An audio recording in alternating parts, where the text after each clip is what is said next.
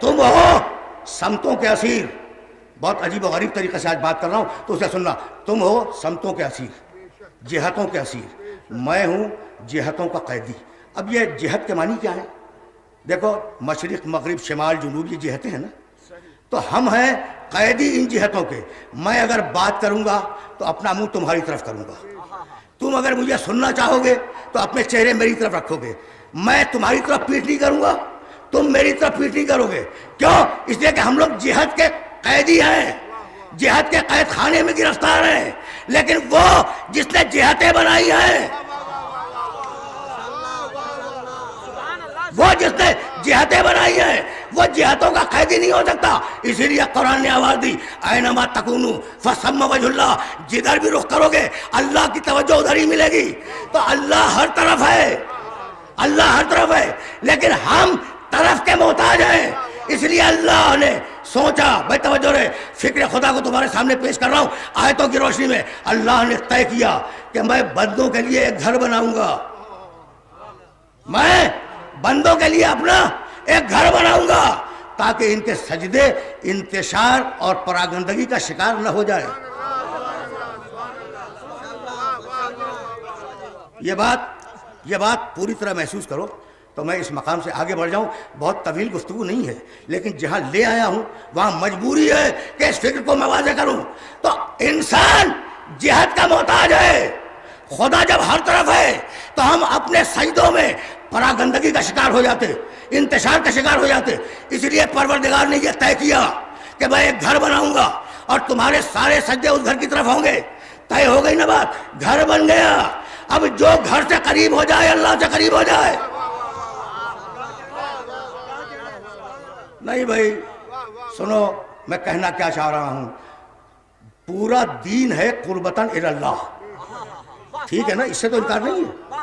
پورا دین ہے قربتاً الی اللہ, اللہ کا قرب چاہنا, اللہ کے قربت چاہنا, یہ ہے پورا دین. توجہ رہے.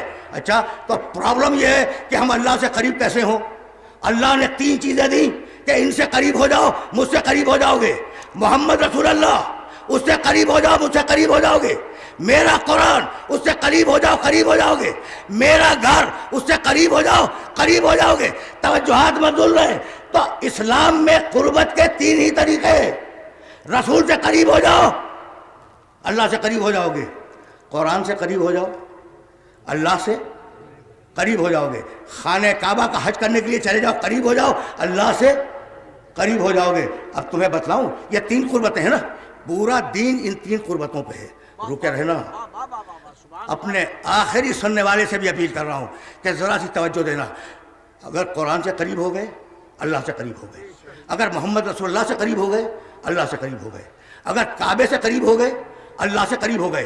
حجۃ الوداع کے موقع پر, میرے نبی کا آخری حج, اس موقع پر جو لوگ میرے نبی کے ساتھ تھے وہ نبی سے قریب تھے یا نہیں؟ خانہ کعبہ میں حج کر رہے تھے, کعبے سے قریب تھے یا نہیں؟ اور یہ وہ لوگ ہیں جنہوں نے براہ راست نبی سے قرآن لیا, قرآن سے قریب ہے یا نہیں؟ بھائی توجہ رہے, نبی کے ساتھ جو لوگ آخری حج میں تھے وہ محمد سے قریب, کعبے سے قریب, قرآن سے قریب. اب قیامت تک اتنے قریب لوگ دنیا میں کہیں نہیں ملیں گے. لیکن عجیب بات ہے کہ 3 قربتیں ان بزرگوں میں موجود تھیں جو رسول کے ساتھ حج کر رہے تھے. اب رسول نے آواز دی, یہ قربتیں بیکار ہیں جب تک اس کو مولا نہ مانو. اب تمہیں براہ راست موضوع تک لے آیا, یہ ساری قربتیں بیکار ہیں جب تک اسے مولا نہ مانو. تو پھر علی کتنا قریب ہوگا؟ بھائی اگر قریب نہ ہوتا تو اپنے گھر میں پیدا ہونے کی اجازت نہ دیتا.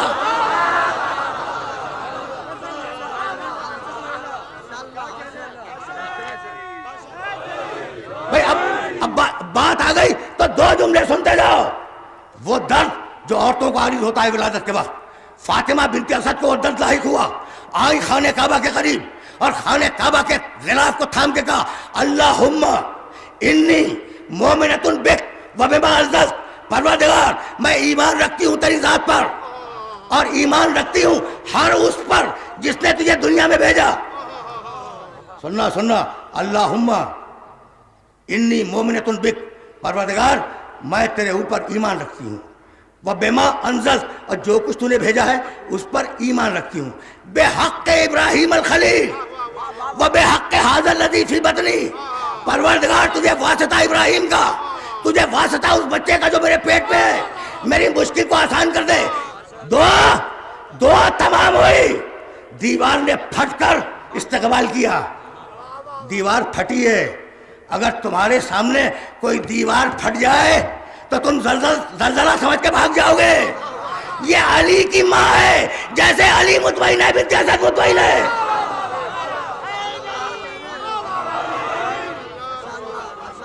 رک جاؤ، یہ کسی آدمی نے شک کی تھی؟ دیوار کا آدمی نے پھاڑی تھی؟ کیا ابو طالب نے دیوار توڑ دی تھی؟ دیوار توڑی ہے اللہ نے، اور یہ وہ اللہ ہے جس نے ابراہیم و اسماعیل سے کہا، جب خانہ کعبہ بنا چکے ہیں نا ابراہیم و اسماعیل، کہنے لگا انطہر بیتی للطائفین والعاکفین والرکع السجود، دیکھو ابراہیم و اسماعیل میرے گھر کو پاک رکھنا، یہاں طواف کرنے والے آئیں گے، یہاں اعتکاف کرنے والے آئیں گے، یہاں سجدے کرنے والے آئیں گے، یہاں رکوع کرنے والے آئیں گے، تو حکم یہ ہے کہ گھر کو پاک رکھنا۔ اللہ کہہ رہا ہے گھر کو پاک رکھنا، اور وہی اللہ دیوار توڑ رہا ہے کہ فاطمہ بنت اسد آ جائے۔